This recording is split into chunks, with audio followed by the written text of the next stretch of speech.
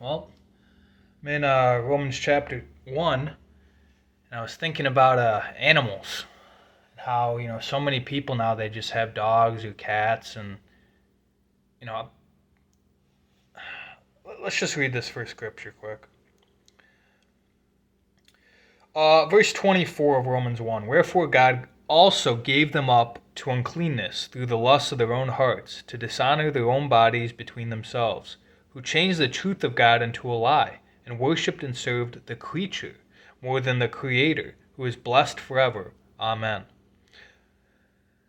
For this cause God gave them up unto vile affections, for even their women did change the natural use into that which is against nature. And likewise also the men, leaving the natural use of the woman, burned in their lust one towards another, men with men, working that which is unseemly, and receiving in themselves that recompense of their error which was meet.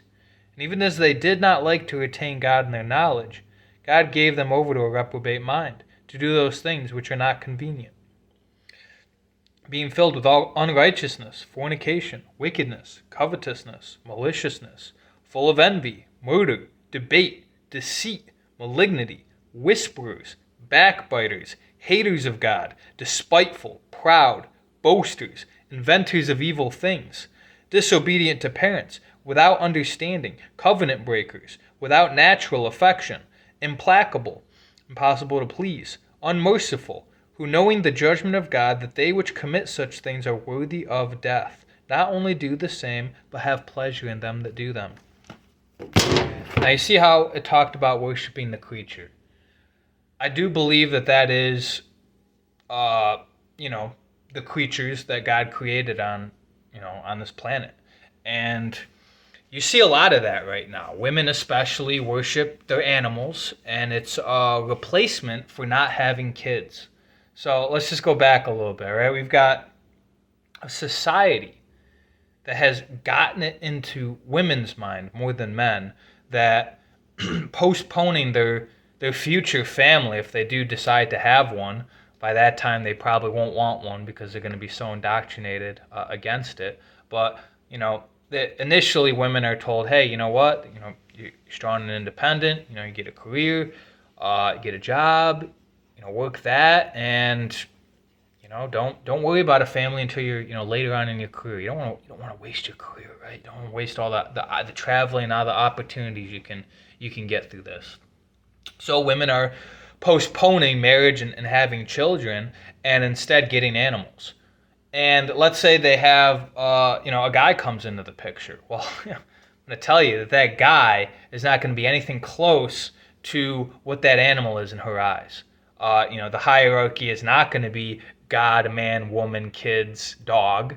It's going to be dog, herself,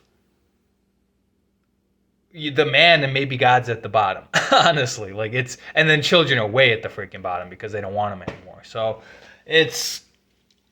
these animals are, don't get me wrong, dogs are cool. I like dogs. Cats are cool, whatever. They can chill around the house and stuff, but I mean, talking to them like they're a little kid, all right? Giving them ice cream, giving them mani-pedis, putting clothes on them, taking videos of them all the time, and having like little social media pages for your dogs. Okay, this is psychotic. Okay, mentally ill is what I would have to say, and it does stem from the fact that you women want children. And because you don't want to accept that you were duped and deceived, you decide to instead infantilize animals. And maybe even infantilize your own boyfriend or husband. I've seen that before too, where, some weird couples out there, man. Some really weird. And you got those couples that talk to each other like they're little babies. Like, oh, hi, baby. Oh, hi, sweetie. Oh, nah, man. So it really all stems from the fact that women want kids. They're not having them. They're they're gonna be barren because they've been ran through by so many different guys. I wish women would really look into their reproductive system, because they would understand that if they had a kid when they were 20 and they didn't have any kids until they were 30, they would still be able to have kids, right? So she could still realistically have that family in the career. But if you don't have any kids, okay, and you're taking birth control, by the time you're 30, there's a very, very, very small chance that that egg is ever going to get fertilized because they're on the way out. You don't use them, you lose them. And they fall out every single time you guys have your period. So by the time you're 30, there's not many eggs left. And you know that because get these women with the baby rabies. I was with a couple women that were like that. And it is not a good position to be in. Those relationships don't last long because you understand that all they want is they just want a kid from you, and that's it. So, the things of God, just people don't care. If you were to try to tell someone, hey man, listen, what's up with this dog, taking up so much of your time? Why don't you have friends or something like that? And what you'll hear more often than not is it is a replacement for people, because they probably have some work in their own mental health that they have to do. Men and women. So instead of, settling down with someone and having a serious relationship and getting to know somebody, okay, and that's going to be uncomfortable. And when you live with each other, it's going to be even more uncomfortable. But that's going to be very rewarding and fulfilling long term. See, the problem is people think short term, and I'm just as guilty. But we think short term, and by thinking short term, we miss the forest for the trees, and we end up making some really long term detrimental choices that we can't reverse. There will be more than 50% of women that will be single and childless in probably 25 years. I would not be surprised at the rate we're going in this country. We're probably close to that right now, be honest. And if women are more preoccupied with animals, and then they want men to be like emotional little babies to them or for them, there's no relationship that's going to work like that, because men are masculine, or they should be masculine, and women are feminine, or they should be feminine, because they're not. But yeah, because of these gender roles are all mixed up, because of the indoctrination, because people just all on a whole are very isolated and lonely. They just get animals, and that seems to do the trick. But it doesn't, because these people are not growing. Because you have an animal and you talk to it like a little baby, you're stuck in a little baby mindset. Okay, how are you maturing? How are you getting better at understanding social cues? How are you getting better with your emotional intelligence in a conversation? How are you at getting better with handling rejection, being more patient, being more kind? I mean, you can't do it with an animal, man. That animal is not sent. That animal does not have free will. Okay, it's basically just some spirit. There's no soul to that animal. That animal will not be going to heaven. That animal will die, and there will be animals already in heaven. But ultimately, it's just a spirit, just a body, flesh sack with a little character, a little personality in it. The blueprint to get that animal to do what it does, right? A cow goes moo and produces milk and eats grass and cud and just lies around all the time. They're not over there getting their noble their grand noble reward from a college or something like that. They're not creating inventions. They're animals. They don't talk. They do what they do.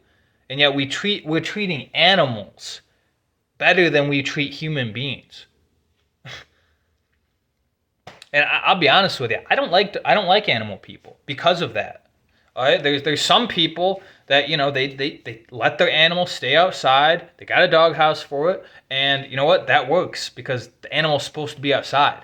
But instead now we got the society today where let the animal come in the house and piss and shit all over the rug and the bed, and you can sleep in our bed with us. A freaking animal. But then we're not going to have a long-term relationship with a human being, not going to have friends, not going to work towards that kind of stuff, not going to look at myself and be like, man, I'm the problem. There's issues with me that I should address, and this animal is just a Band-Aid. And it's a Band-Aid that is going to, dissolve and fall off.